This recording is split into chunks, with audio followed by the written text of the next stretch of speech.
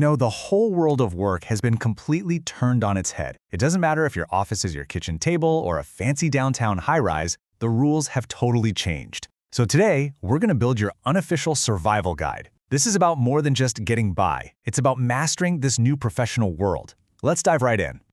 So, when I say the word office, what's the first thing that pops into your head? A building? Maybe a sea of cubicles? Well, for millions of us, that picture is basically a relic of the past.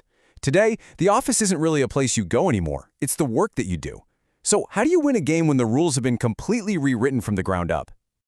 Okay, first things first, let's talk about the space itself. We're going to break down the new rules for both the physical and the virtual office, because honestly, whether you're at your kitchen table or a shared hot desk, the entire landscape has fundamentally changed. Let's kick things off with a term that went from being, corporate jargon to just our everyday reality: telecommuting. And while the definition is pretty simple, working from anywhere, its impact is absolutely massive. This shift from being a niche perk to the new normal has completely rewired how we connect, how we collaborate, and how we create. And for those days when you do go into a physical office, you might run into this: the non-territorial workspace. Seriously, just think of it like a hotel for desks. You don't have a permanent spot, you just book a workspace for the day when you need one. It's all about flexibility and making the most of the space. So which one's actually better? Well, the truth is there are trade-offs. Working in an office means you get more of that direct supervision and social time, which can be fantastic for learning and bouncing ideas off people. But it also comes with a commute. On the flip side, when you're remote, you get a ton of autonomy and you get to ditch that commute. But you have to be super disciplined to avoid distractions at home, and you got to actively seek out those social connections. There's no single right answer here. It's all about what's right for you and your job.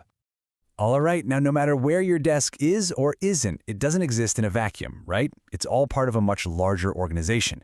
So next, let's decode that structure, because understanding how it all fits together is the absolute key to making a real impact. So, most businesses are built on one of these four models. You've got everything from a one-person shop to a massive corporation, and their legal and financial setups are all different. But for you, as an employee, the main thing to know is that they pretty much all share the same primary mission: to generate profit. That one core goal drives everything, from your team's budget to the company's biggest strategic moves. But, and this is really crucial to remember, the business world isn't only about making money. You've got not-for-profits and government agencies that have a completely different mission. Their success isn't measured in dollars and cents, but in the quality and the reach of the services they provide to the community. Now, this flow chart, it's so much more than just an org chart. It's basically a map of power. In a typical company, the big ideas and the policies, they start at the very top with the board. Then they flow down through senior and middle management, whose job it is to translate those ideas into actual action plans. Figuring out your exact spot on this map is a superpower. It tells you who makes the decisions and how things actually get done. Okay, so we've covered the space and we've covered the structure. Now let's bring it all back to the most important person in this equation: you. How can you navigate this whole world and build a reputation for being competent and professional? Let's just play out a quick scenario. Imagine you call a company. You're looking for someone, and the person who picks up the phone, well, they represent that entire organization in that one single moment. Their professionalism, or maybe their lack of it, suddenly becomes the company's entire reputation. Yikes. Can you even imagine calling a company and that is the first thing you hear? It's so abrupt, it's unhelpful, and it just instantly creates a bad impression. That one simple phrase says so much, and none of it is good. So here it is, the side-by-side breakdown. Over on the left, you've got these roadblock responses that just scream incompetence, but on the right, you have the professional alternative. Just notice the shift in tone.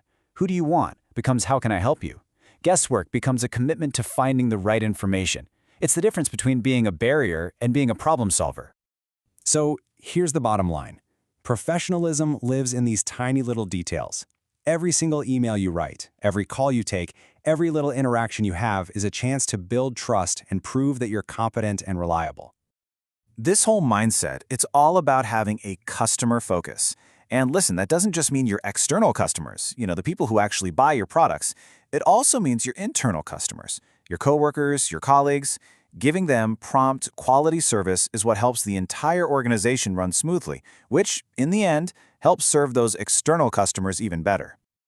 All right, we have covered a lot of ground. So now let's boil it all down into 3 core principles that you can put in your workplace survival kit. Okay, here are the 3 big things to remember. First, really understand your environment, whether that's remote, in-person, or some kind of hybrid.